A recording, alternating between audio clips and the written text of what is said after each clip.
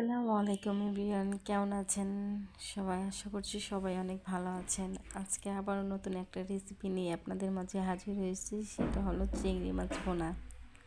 কীভাবে সরিষা দিয়ে চিংড়ি মাছ ভুনা করা যায় সেটাই আজকে আপনাদেরকে বানিয়ে দেখাবো। তো চলুন কথা না বাড়িয়ে শুরু করা যাক। তো প্রথমে আমি চিংড়ি মাছগুলো ধুয়ে পরিষ্কার করে নিয়েছি। তারপর চুলায় বসিয়ে দিয়েছি ফ্রাই প্যানটা গরম হওয়ার পর দিয়ে দিয়েছি পরিষ্কার করে রাখার চিংড়ি মাছগুলো। এই তো দেখুন, চিংড়ি মাছগুলো আমি একটু ভেজে নিব।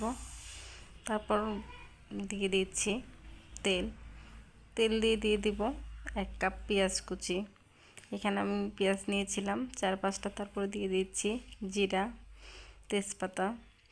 আবার আমি নাড়িয়ে নিচ্ছি। পেঁয়াজের কালার যখন হালকা ব্রাউন কালার চলে আসবে তখন দিয়ে দিব আমি সরিষা বাটা।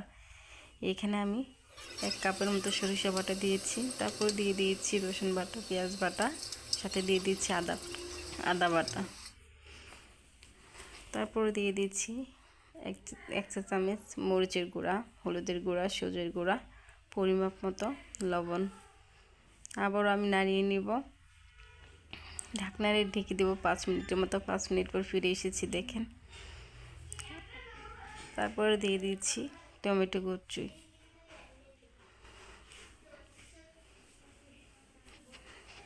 আবারও ঢাকনা দিয়ে ঢেকে দিব 5 মিনিটের মতো। এই তো দেখুন আমার কষানো হয়ে গিয়েছে। এখন আমি দিয়ে দিব 1 গ্লাস পানি। এখানে বড় গ্লাসে 1 গ্লাস পানি দিয়েছি। আবারও ঢাকনা দিয়ে ঢেকে দিচ্ছি। এখন আমি দিয়ে দিব, যখন বলক চলে আসবে তখন দিয়ে দিব চিংড়ি মাছ।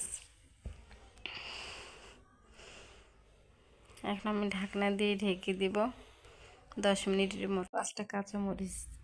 তারপর নামিয়ে নিচ্ছি, আপনাদেরকে পরিবেশন করে দেখাচ্ছি। এই তো দেখুন আমার রান্নার সর্বশেষ লুকটা কত সুন্দর এসেছে। দেখতেও যেমন লোভনীয়, খেতেও অনেক ভালো লাগবে। আপনারা অবশ্যই বাসায় আমার এই রেসিপিটা হুবহু ফলো করে বাসায় বানিয়ে দেখবেন, আপনাদের অনেক ভালো লাগবে।